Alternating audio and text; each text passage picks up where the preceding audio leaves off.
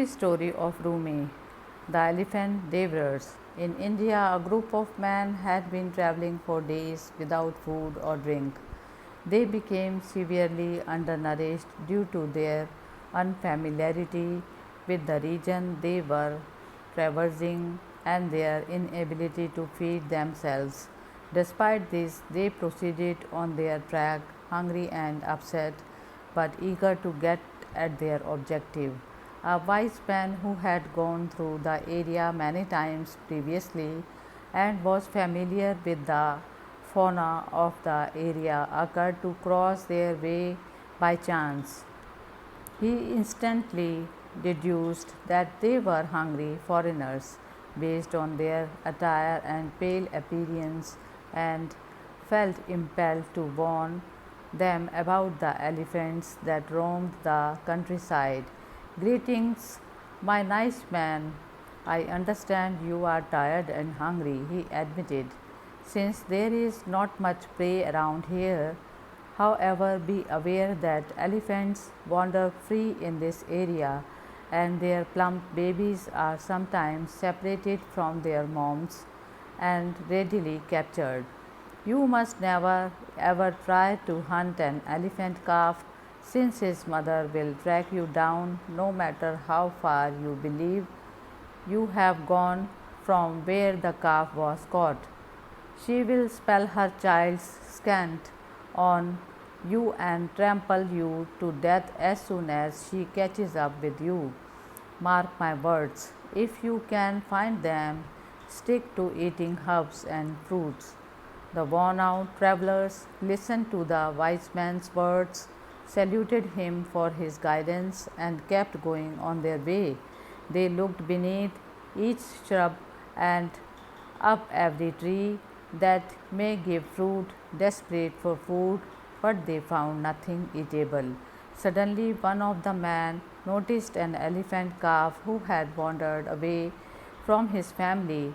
Except for one who heeded the wise man's advice, the man attacked the young beast without hesitation and, facing the least of backlash, killed him then and there.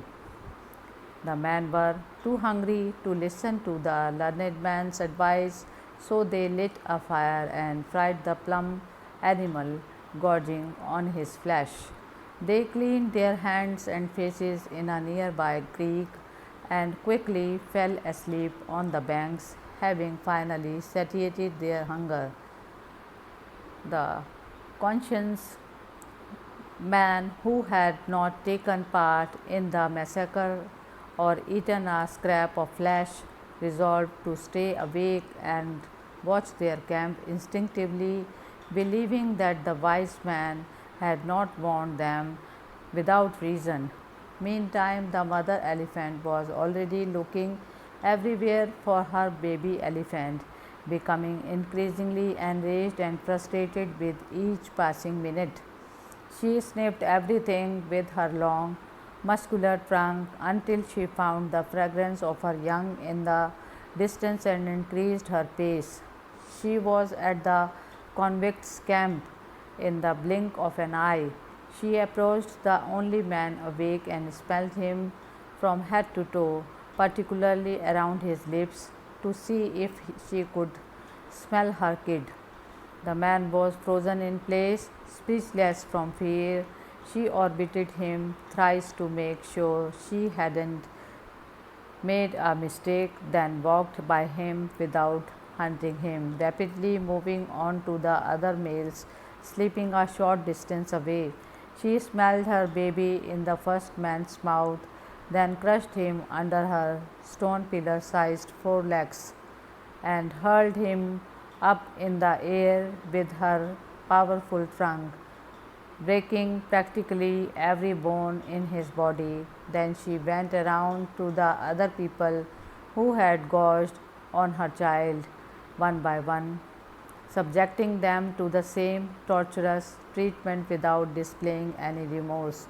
The mother elephant came back to the man who had refused to eat her babies after the last guilty man had been slain. She kindly crouched down in front of him and swiftly raised him onto her back with her trunk, gallantly carrying him to his final destination.